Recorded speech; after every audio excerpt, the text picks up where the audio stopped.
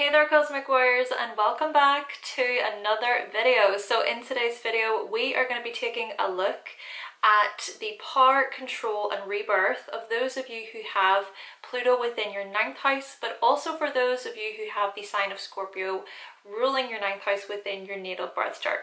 But before we do get into this, make sure that you give this video a like if you like it. Also make sure to subscribe if you have not already, and to click that little bell icon in order to keep yourself updated with further content from myself. And one more quick thing to mention: if you would like to know more information all about your Pluto sign, your Pluto house, along with your Scorpio house and your 8th house within your birth chart, then I have created a Scorpio season/archetype ebook. So what I am going to do is I'm going to provide a link to that ebook in the description box below so that you can pick up your copy today if you would like. Okay, so with all those introductions out of the way, Pluto in the 9th house and Scorpio ruling the 9th house individuals, let's do this.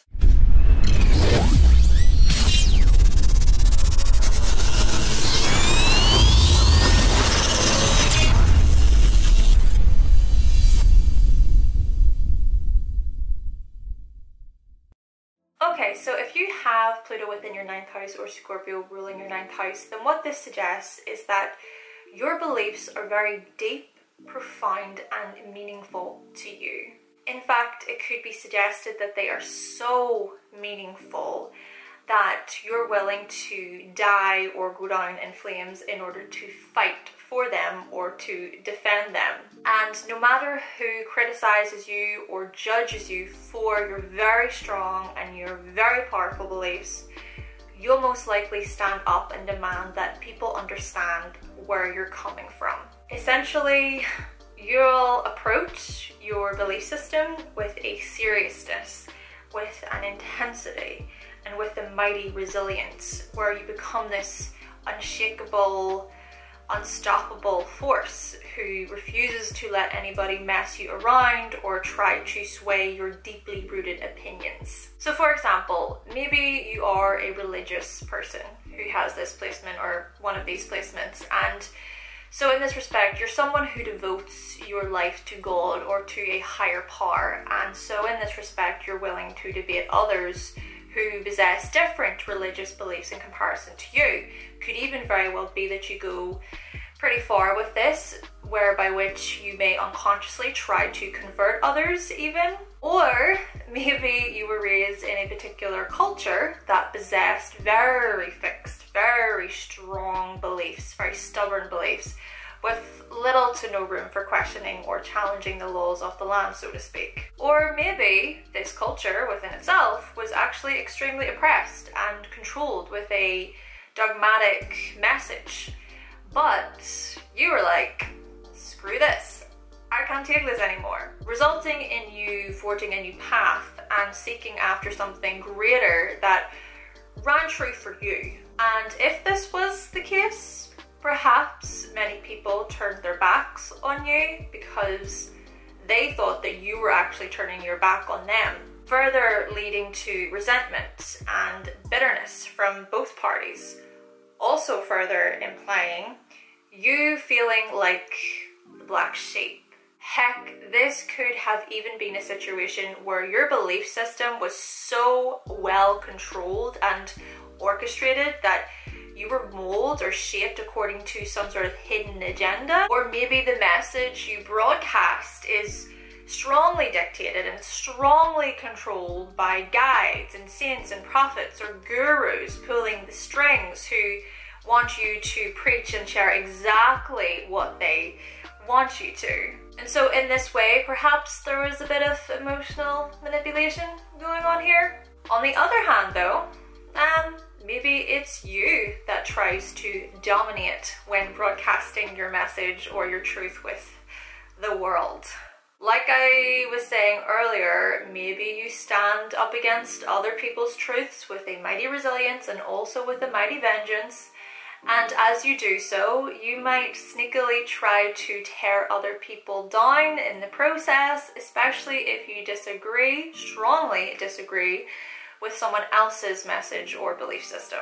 And the same could be said when it comes to your morals and ethics, in that you might force what you deem as morally correct or incorrect onto others. Now don't get me wrong, this is most likely stemming from a deep-rooted passion and strong desire from within yourself to really get your opinions out there, but at the same time you can kind of come across as morally and or intellectually superior, where you make it seem like you are holier than thou. And so with that being said, you might broadcast a good bit of virtue signaling, as it's called today, where you condemn others by showing how virtuous and moral you are. And this might rub other people the wrong way, because I mean, who likes to feel judged, right?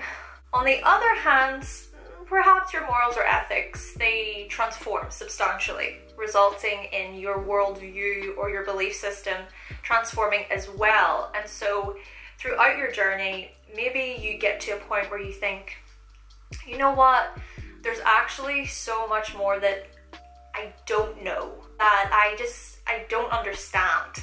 Which may also lead on to the question of, well, what else is there to explore or discover? What else lies beyond the framework of my mind and what I already know or have yet to still find out? Now these questions, or questions like these, of course keeping in mind that the 9th house really does look at those bigger questions that we ask ourselves, such as, why the heck are we here? Yeah, it's these types of questions that may come about due to a particular catastrophic event, or even due to moments of crisis and urgency. So for example, maybe as a loved one was lying on their deathbed, they shared a piece of information with you that they kept a secret for all of their life. Or maybe you felt betrayed by your previous faith or religious practice.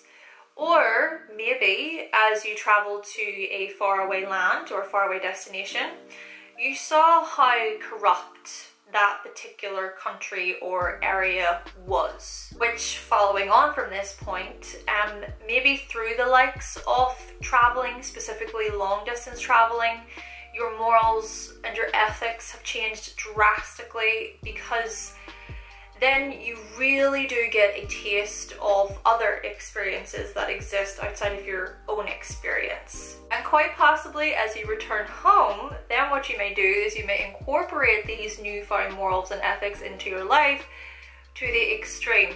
So extreme that there may be enough to transform your entire meaning of what life is. But whichever way this manifests, Pluto in the 9th house, Scorpio ruling the 9th house individuals, what we are noticing is how you may destroy or eliminate previous belief systems in order to make way for new belief systems. But you do this with a so what attitude, as if to show that you're completely within your right to evolve, change, grow, any time that you feel that you want to. And by doing so, maybe others are shocked and they're horrified, and so you arise all of these really unsettling and unnerving emotions from within others. And maybe some people then, in this way, they find your rebirth moments to be far too uncomfortable. Especially if certain emotions are awakened, such as feelings of jealousy, rage, anger, and especially if these individuals feel personally threatened by your newfound teachings and insights and beliefs. Not to mention, I mean, people can find it really, really hard to look into their own darkness and not so nice behaviors. Then again, maybe it's you who actually can be somewhat resentful and bitter towards those who subtly shaped your worldview, or towards those who try to dominate or manipulate you into believing certain principles and morals and philosophies and ways of life. You quite possibly even experienced a trauma in association with these things, and so further suggesting that maybe for you, Pluto in the 9th house, Scorpio ruling the 9th house, you can experience what feels like these really tough and hard power struggles with these individuals who maybe either shaped your belief system to begin with, or those who have different belief systems to you as you are sort of transforming and evolving through your own. Though still, I will say this, it is you who has an insatiable thirst for knowledge, especially towards knowledge that is groundbreaking or towards knowledge that is kept out of worldview. And so in this way, maybe you're the type of person who you expose lies and you expose deceit along with any inconsistencies in people's beliefs or narratives.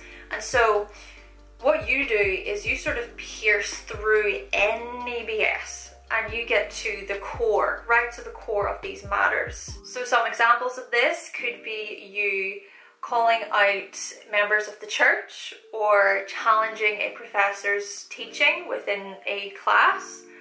Or this could even be you bringing light to a law that was broken by someone who you thought you trusted or who you looked up to originally. Essentially, you're not one for ruling over and letting things just slide under the radar, unless it impacts you, of course. But I digress. If you spot hidden truths that you believe wholeheartedly that they must be shared with a passion, you'll most likely come out with it and bring it to light. So having said that, maybe you possess a few hidden truths of your own, some secrets that you keep to yourself. Perhaps, like I was sort of touching on earlier, you've experienced a trauma before in association with a controlling belief system. Or maybe a particular travel experience for you was especially traumatizing, or maybe a particular university experience for you was traumatizing, or quite possibly you've had this love-hate relationship with your idea of God due to a traumatic experience within the church or within the congregation that you used to be a part of. And if any of these things did happen, could it be suggested that your beliefs go much, much more deeper than people think? Because others to you, they can't possibly comprehend the darkness that you've seen. And so maybe in the past, you formed an intense relationship with your idea of God, only to be let down by a certain tragedy, further indicating your tendency to probe and investigate other people's beliefs, meanings, and truths. Further implying here that maybe as you do challenge other people's beliefs, it's coming much more from a place of protection. It's coming from a hidden intention of warning, almost like you're warning other people against danger. So in this way, maybe you actually possess a lot of empathy for other people, especially if it is that you yourself have went through a particular traumatic experience. So having said that, perhaps for you, you really do gain a lot of knowledge from taking in other people's opinions of the world around them and why they believe that they're here, and so you're led on what feels like this never-ending search for answers to questions that are so much more bigger than you. Perhaps you even go through moments of deep sorrow and sadness, where you feel as if all hope is lost, or as if to say, why bother? Why do anything? What's the point in my existence, really? But just as much, you then go through these periods of deep introspection where you dive internal as a way to reconnect with yourself, and then you come out of these periods where you then rise up and you're reborn with newfound insights and a new state of awareness. But essentially, there is an inner drive and an inner passion here to figure out the complexities that govern the world, and these may include geographical laws, scientific laws, religious laws, governmental laws, and just any kind of laws really. And therefore, you quest out to discover why. Why are things this way? Now, like I said, you might go through these periods where you feel as if all hope is lost, and so you might actually experience points of purging where you shed old skin, such as you taking a much needed break to recuperate, where you're not looking at your research, you're not looking at the knowledge, Or this could be you jetting off to a faraway destination to reconnect with yourself again. Or you might just completely burn whatever discoveries you've made so far and just start over without a second thought. But whichever way you go about doing this, Pluto in the 9th house, Scorpio ruling the 9th house individuals, after your period of purging, there may be a newfound passion, a newfound drive that follows. So this could be you deciding, you know what, I really want to start that new study course. Or this could be you deciding to move to an entirely different location to set up base. Or quite possibly, this could be you establishing an entirely different philosophy or way of life. But ultimately, Pluto in the 9th house, Scorpio ruling the 9th house, when you make that belief system change, or that religious or philosophical change, or that higher knowledge change, you make this mental cut where you're like, okay, that's in the past. That's behind me. Now what I gotta do is I gotta look forward. I gotta look forward to my future vision and to all these new opportunities just waiting for me to explore. Okay then, Cosmic Warriors, so that concludes my video on the power, control and rebirth of those of you who have Pluto within your 9th house, but also for those of you who have the sign of Scorpio ruling your 9th house within your natal birth chart. Now if you happen to have any of these placements, let us know what you thought of the video in the comment section down below. But with all that being said, thank you so much for watching, thank you for subscribing, and if you would like to see more videos from myself and you have not yet subscribed, again, make sure you click that subscribe button and give this video a like, remember, and I will be back with another video very, very soon. Bye!